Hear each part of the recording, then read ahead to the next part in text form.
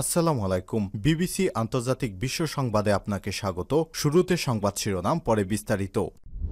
পুরোদমে Iran, Israel এবং নিরীহ ফিলিস্তিনিদের মাঝে ভয়াবহ যুদ্ধ চলছে হামলা পাল্টা হামলা।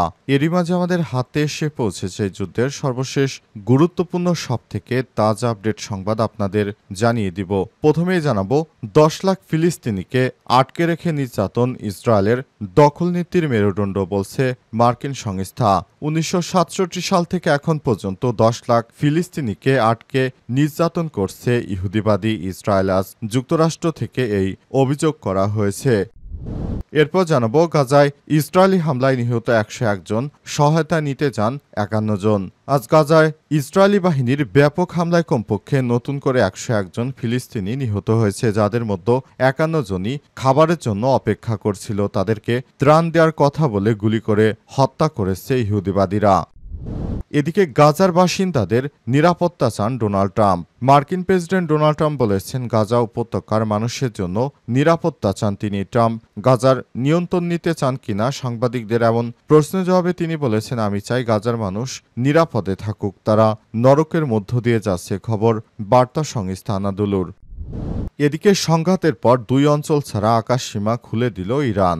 12 দিনের সংঘাতের পর 2 অঞ্চল ছাড়া ইরানের সমস্ত আকাশসীমা খুলে দেওয়া হয়েছে। ইরানের পক্ষ থেকে বলা হয়েছে, আশা করছি এখন আর কোনো যুদ্ধ পরিস্থিতি নাই, তাই আমরা আকাশসীমা খুলে দিলাম। প্রিয় দর্শক, এতক্ষণ শুনছিলেন সংবাদ শিরোনাম, এবারে বিস্তারিত।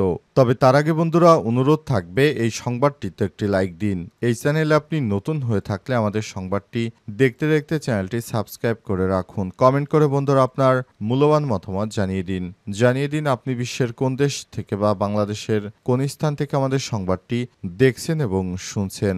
আর বন্ধুরা, গাজা যুদ্ধে আপনি যদি নিরীহ ফিলিস্তিনিদের ভালোবেসে থাকেন, কমেন্টে ইয়েস লিখে বিশ্ববাসীকে জানিয়ে দিন।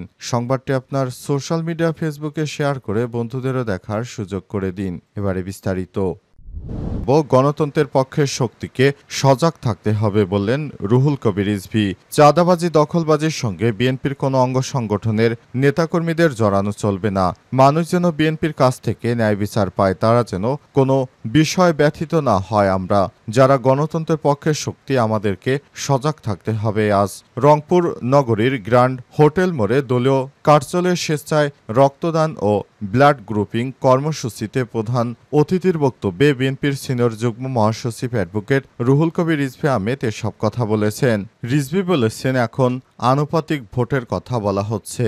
এটা কেন? এটা কিসের জন্য? এটা হলে তো এলাকায় আর কোনো নেতা জন্ম হতে পারবে না। একজন মানুষ দীর্ঘদিন এলাকায় মানুষের পাশে থেকে কাজ করতে পারবে, নেতা হন, অথচ আনুপাতিক ভোটে তাকে নয়, দলকে ভোট দিতে হবে। এরপর দল থেকে বাছাই করে এমপি ঘোষণা করা হবে। তাহলে তো আরও বেশি স্বৈরশাসকের দিকে ঠেলে দেওয়া হচ্ছে। তিনি আরও বলেছেন, গত 16 বছর ধরে দেশের তরুণরা শান্তিতে ঘুমাতে পারেনি। কখন কাকে ধরে নিয়ে যায়, আবার কার রক্তাক্ত লাশ তিস্তা গঙ্গা কিংবা শীতলক্ষা নদীতে পড়ে পাওয়া যাবে, এটাই ছিল নিত্যদিনের চিত্র। এই ভয়াবহ সময় পার করতে হয়েছে আমাদেরকে। শেখ হাসিনার দমন পীড়নের হাত থেকে কেউ রেহাই পায়নি। সেই রক্তপিপাসু যাতে আবার ফিরে না আসতে পারে, সেজন্য গণতান্ত্রিক শক্তিকে ঐক্যবদ্ধ রাখা প্রয়োজন বলে মনে করেন বিএনপির এই সিনিয়র নেতা। 10 লাখ ফিলিস্তিনিকে আটকে রেখে নির্যাতন ইসরায়েলের দখলনীতির মেরুদণ্ড, বলছে মার্কিন সংস্থা। 1967 সাল থেকে এখন পর্যন্ত প্রায় 10 লাখ ফিলিস্তিনিকে আটক ও নির্যাতন করেছে ইহুদিবাদী ইসরায়েল, যা ফিলিস্তিন দখলের নীতির মেরুদণ্ড হিসেবে কাজ করছে। প্রতিবেদনে এমনটা জানিয়েছে মার্কিন মানবাধিকার সংস্থা। স্থানীয় সময় আজ এই কথা জানায় তারা। আমেরিকান মুসলিম ফর প্যালেস্টাইন নামের সংস্থা প্রকাশিত এই গবেষণায় বলা হয়েছে, গত 58 বছরে প্রতিদিন গড়ে 47 জন ফিলিস্তিনিকে কারাগারে পাঠিয়েছে ইহুদিবাদী ইসরায়েল। প্রতিবেদনটিতে যুক্তরাষ্ট্রের ভূমিকার কথা উল্লেখ করে বলা হয়, যুক্তরাষ্ট্র প্রায় 700 মাস ধরে এই দমননীতিকে অর্থায়ন করে আসছে। খবর টিআরটি ওয়ার্ল্ডের। নারী বন্দীদের উপর নির্যাতনের বর্ণনা প্রতিবেদনে একটি সাম্প্রতিক ঘটনা উল্লেখ করে 2024 সালের 24শে ফেব্রুয়ারি ফিদা আসাপ নামের এক ফিলিস্তিনি নারীকে কালকিয়ার কাফর লাখিভ গ্রাম থেকে ধরে নিয়ে যায় ইসরায়েলের সেনাবাহিনী। চিকিৎসা শেষে রামাল্লা থেকে বাড়ি ফেরার পথে তাকে অপহরণ করা হয়। পরবর্তী ফিলিস্তিনি কর্মকর্তারা জানান, আসাবকে একাধিকবার বিবস্ত্র করে তল্লাশি করা হয় এবং তাকে নোংরা কীটপতঙ্গ ভরা কক্ষে রেখে দেওয়া হয়, যেখানে কয়েকদিন খাবার ও পানি দেওয়া হয়নি। ক্যান্সারে আক্রান্ত হওয়া সত্ত্বেও তাকে এখনও বেরডেমন কারাগারে আটকে রাখা হয়েছে, যেখানে আরও 40 জনের বেশি নারী বন্দী রয়েছে, যাদের মধ্যে গর্ভবতীও রয়েছে, যেমন জাহরা এবং দোয়া কাজাবে।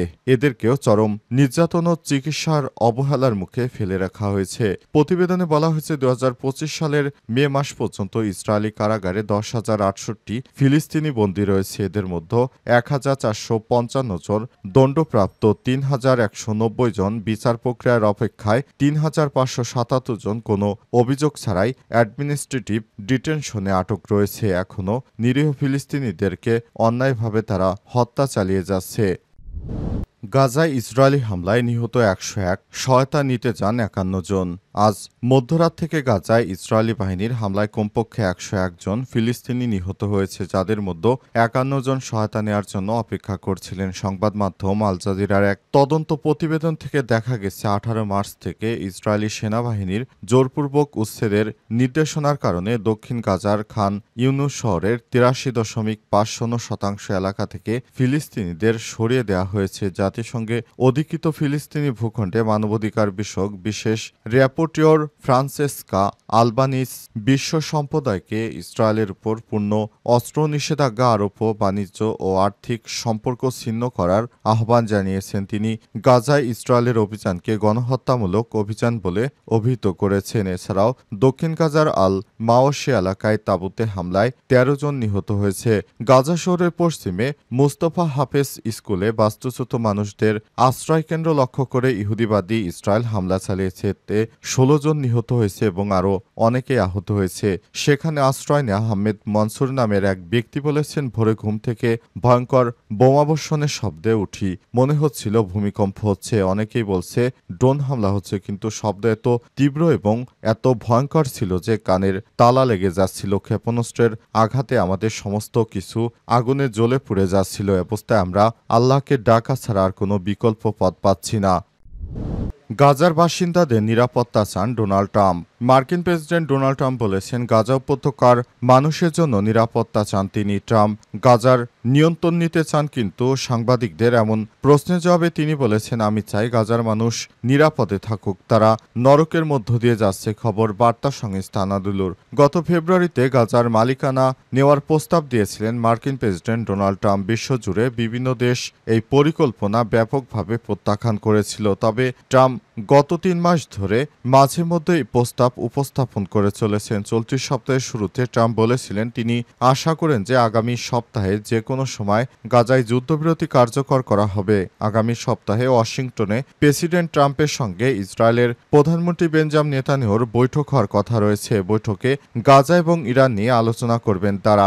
আন্তর্জাতিকভাবে যুদ্ধবিরতির আহ্বান সত্ত্বেও ইসরায়েলি সেনাবাহিনী গাজা উপত্যকায় গণহত্যা চালিয়ে যাচ্ছে। 2023 সালের অক্টোবর থেকে 57,100 জনের বেশি ফিলিস্তিনিকে হত্যা করেছে ইহুদিবাদী ইসরায়েল। সমস্ত আন্তর্জাতিক নিষেধাজ্ঞা সত্ত্বেও এখনও ইহুদিবাদী ইসরায়েল গাজায় গণহত্যা চালিয়ে যাচ্ছে, যা অত্যন্ত দুঃখজনক। আজ গাজায় ইসরায়েলের হামলার একদিনে 3 শতাধিক ফিলিস্তিনি নিহত হয়েছে। এদের মধ্যে 73 জন মারা যায় বৃহস্পতিবার ভোর থেকে। নিহতদের মধ্যে 33 জন ত্রাণ আনতে গিয়েছিল ইসরায়েলি হামলায় নিহত হয়েছে। প্রত্যক্ষদর্শীরা আল জাজিরাকে জানিয়েছে, যুক্তরাষ্ট্র ও ইসরায়েল সমর্থিত বিতর্কিত গাজা হিউম্যানিটেরিয়ান ফাউন্ডেশন বা জিএইচএফ এর ত্রাণ শিবিরের সামনে খাবারের আশায় ঘণ্টার পর ঘণ্টা লাইনে দাঁড়া থাকা মানুষদেরকেই গণতন্ত্র রক্ষাকারী ইহুদিবাদী ইসরায়েলি ধ্বংসযজ্ঞ চালিয়ে হত্যা করেছে, গুলি করেছে।